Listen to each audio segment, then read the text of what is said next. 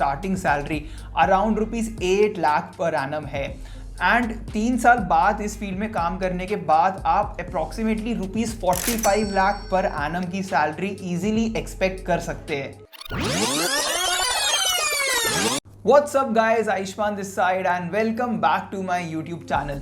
सो आज की इस वीडियो में हम बात करेंगे 7 हाई पेइंग जॉब्स की जो कि आप इंडिया में कर सकते हैं। And don't worry, this is not just another high paying jobs वाली वीडियो जिसमें मैं आपको बोलूंगा कि आप सॉफ्टवेयर इंजीनियर बन जाओ या डेटा एनालिस्ट बन जाओ, डॉक्टर बन जाओ, सीए बन जाओ। नहीं, इस वीडियो में हम थोड़ी डिफरेंट टाइप की जॉब्स करेंगे जिसमें आप एक काफ़ी अच्छा पैकेज या फिर एक अच्छी सैलरी एक्सपेक्ट कर सकते हैं। एंड इस वीडियो के लिए मैंने जो जॉब सेलेक्ट करी है वो 3 क्राइटेरियाज के बेसिस पे है।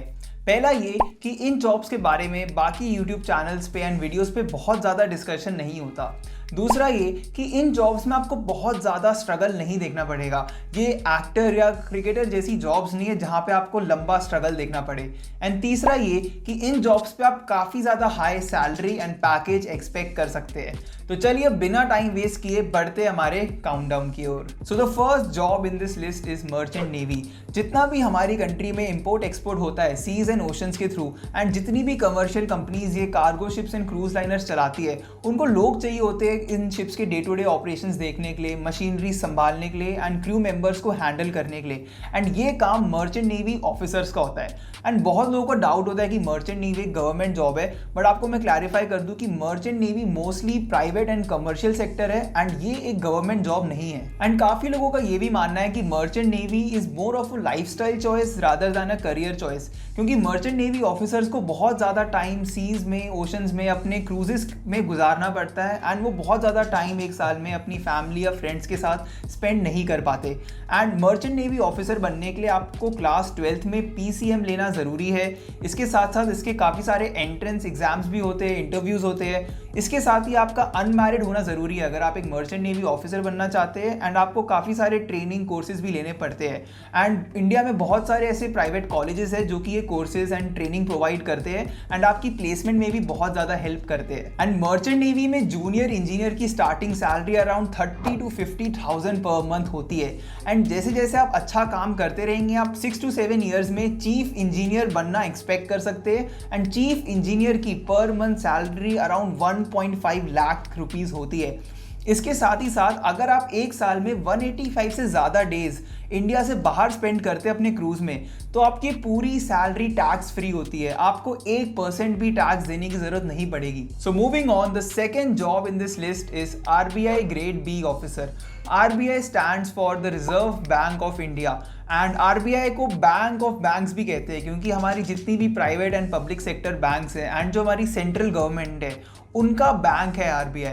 एंड RBI का जो मेन काम होता है वो होता है हमारी कंट्री की फाइनेंशियल स्टेबिलिटी को इंश्योर करना, नए करेंसीज को इशू करना और उनके सर्कुलेशन को मैनेज करना, एंड साथ ही साथ गवर्नमेंट के अकाउंट्स को हैंडल करना एंड उनको मैनेज करना। And RBI grade B officer एक एंट्री लेवल पोजीशन है रिजर्व बैंक ऑफ इंडिया में काम करने के लिए।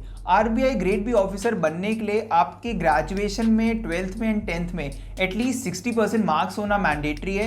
एंड साथ ही साथ आपकी एज 21 से 30 के बीच में लाई करनी चाहिए। बट ये क्वालिफिकेशन क्राइटेरिया डिफरेंट कैटेगरीज के लिए थोड़ा वेरी भी करता है। सो एक बार अपनी कैटेगरी के लिए डेफिनेटली आप चेक कर लेना। And RBI grade B officer की जो स्टार्टिंग सैलरी होती है वो 77,000 पर मंथ इन हैंड होती है।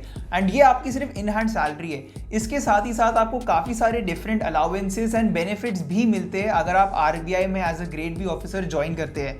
And RBI grade B officers usually as assistant manager start करते हैं, बट अगर आप अच्छे से काम करते रहे एंड ये करियर लैडर अपनी क्लाइंब करते रहे तो आप डेप्यूटी गवर्नर तक की पोजीशन जा सकते हैं। सो आई होप आपको ये वीडियो अभी तक की पसंद आ रही है। एंड अगर आप मेरे इस चैनल पे पहली बार आए तो I would like to thank you a lot. And इस वीडियो के बनाने के टाइम पे मेरे अराउंड 380 सब्सक्राइबर्स थे एंड मई 2021 एंड तक हमारा 500 सब्सक्राइबर्स हिट करने का टारगेट है। सो अगर आपको ये वीडियो पसंद आई एंड अगर आप मेरे इस चैनल को सपोर्ट करना चाहते हैं तो प्लीज़ सब्सक्राइब का बटन दबाना मत भूलना। एंड मैं हर हफ्ते ऐसी वीडियोस लाता रहूँगा एंड आपको ऐसी यूजफुल इन्फॉर्मेशन देता रहूँगा। So the third job in this list and one that is very important for our society is psychologist. Psychologist का काम होता है अपनी पेशेंट्स की हेल्प करना। एंड ये पेशेंट्स मोस्टली किसी ना किसी मेंटल हेल्थ इश्यूज जैसे कि एंजाइटी, पैरानोया, डिप्रेशन इनसे गुजर रहे होते हैं। एंड साइकोलॉजिस्ट की रिस्पॉन्सिबिलिटी होती है थेरेपी के थ्रू इन पेशेंट्स को समझना एंड इनकी हेल्प करना, इनको ट्रीट करना। इंडिया में एक क्लिनिकल साइकोलॉजिस्ट बनने के लिए आपको बैचलर्स इन साइकोलॉजी करना इंपॉर्टेंट है। इसके साथ साथ आप साइकोलॉजी में स्पेशलाइजेशन भी कर सकते हैं एमए या एमएससी इन साइकोलॉजी के थ्रू। एंड अगर आप डॉक्टरेट परस्यू करना चाहते हैं तो आप पीएचडी या फिर एमफिल भी कर सकते हैं एक क्लिनिकल साइकोलॉजिस्ट बनने के लिए। एंड एक अच्छा साइकोलॉजिस्ट बनने के लिए 3 स्किल्स होना बहुत इंपॉर्टेंट है। पहला, आपके पास एक एनालिटिकल माइंड होना चाहिए ताकि आप अपने पेशेंट के इमोशंस को समझ सके एंड उसको अच्छे से डायग्नोसिस कर सके। दूसरा, आपके कम्युनिकेशन स्किल्स काफ़ी अच्छे होने चाहिए क्योंकि आपको अपने पेशेंट्स की बात सुननी भी होगी and at the same time काफ़ी सारी चीज़ें उन्हें बतानी होगी एंड समझानी होगी। एंड इसके लिए कम्युनिकेशन स्किल्स काफ़ी इंपॉर्टेंट है। एंड तीसरा, एक अच्छे साइकोलॉजिस्ट के लिए पेशेंट होना बहुत ज़्यादा इंपॉर्टेंट है। एंड साइकोलॉजी की फील्ड में भी आप डिफरेंट प्रोफेशंस में से चूज कर सकते हैं कि आपको किस टाइप का साइकोलॉजिस्ट बनना है। आप एक काउंसलिंग साइकोलॉजिस्ट बन सकते हैं, आप एक क्लिनिकल साइकोलॉजिस्ट बन सकते हैं, आप रिसर्च में जा सकते हैं, आप टीचर बन सकते हैं या फिर आप एक स्कूल काउंसलर बन सकते हैं। एंड इंडिया में एक साइकोलॉजिस्ट की जो एवरेज स्टार्टिंग सैलरी है वो अराउंड 4 to 5 लाख के बीच में होती है। बट जैसे जैसे आपको एक्सपीरियंस मिलता रहेगा वैसे वैसे आपकी सैलरी बहुत ज़्यादा इंक्रीज करके 40 to 50 लाख पर ईयर तक भी जा सकती है अगर आप एक अच्छे साइकोलॉजिस्ट बनते हैं तो। And the 4th job in this list is blockchain developer. आपने पिछले कुछ सालों से क्रिप्टो करेंसीज जैसे कि बिटकॉइन, इथेरियम, डोजकॉइन के बारे में काफ़ी सारी न्यूज़ सुनी होगी। एंड इन क्रिप्टो करेंसीज की जो अंडरलाइंग टेक्नोलॉजी होती है उसको ब्लॉकचेन कहते हैं।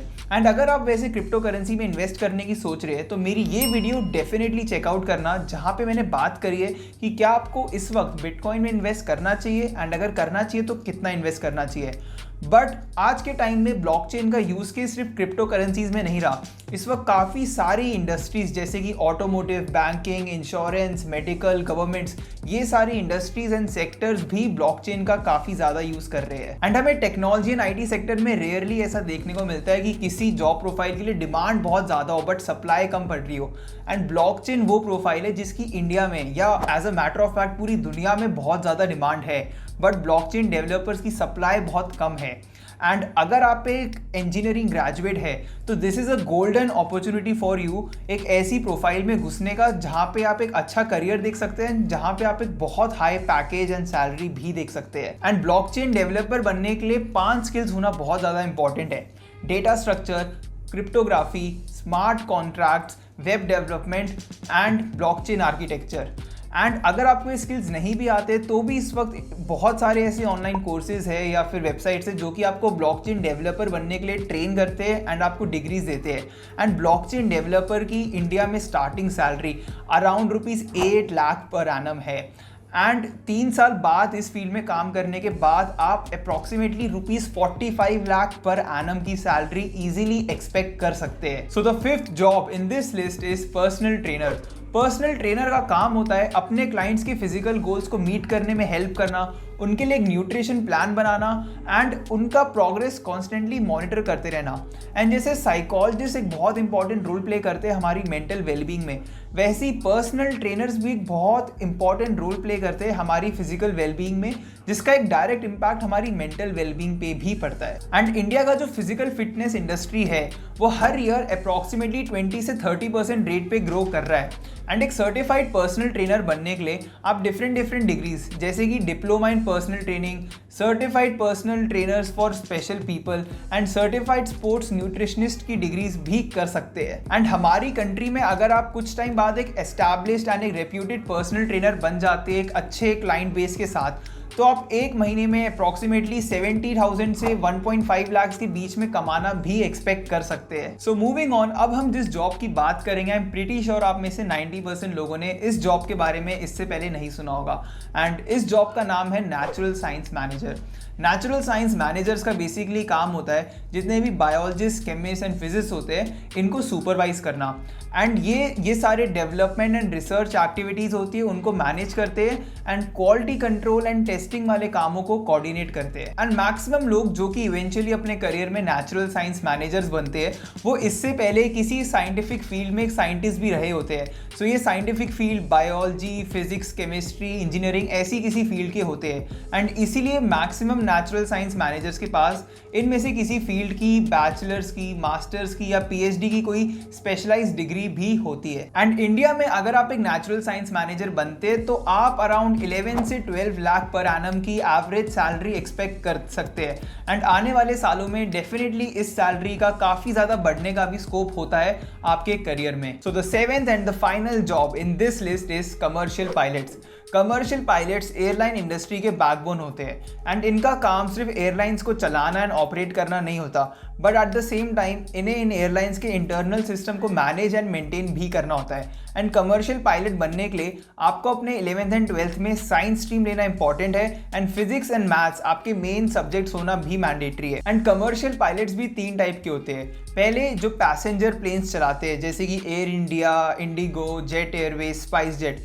दूसरे जो कि कार्गो प्लेन चलाते हैं, कार्गो पायलट्स। एंड तीसरे होते हैं aerosports pilot. And commercial pilots के अलावा आप एक प्राइवेट प्लेन पायलट भी बन सकते हैं जो कि प्राइवेट प्लेन्स ऑपरेट करते हैं। एंड कमर्शियल पायलट्स को अपने करियर में काफ़ी ज़्यादा ट्रैवल करने का एंड दुनिया घूमने का मौका मिलता है एंड इनकी स्टार्टिंग सैलरी भी डिसेंट होती है। एंड जैसे जैसे ये एक्सपीरियंस गेन करते रहते हैं इनकी सैलरी ड्रास्टिकली इंक्रीज करती है। And as a commercial pilot आप अराउंड 15 से 20 लाख पर एनम का एवरेज सैलरी एक्सपेक्ट कर सकते हैं।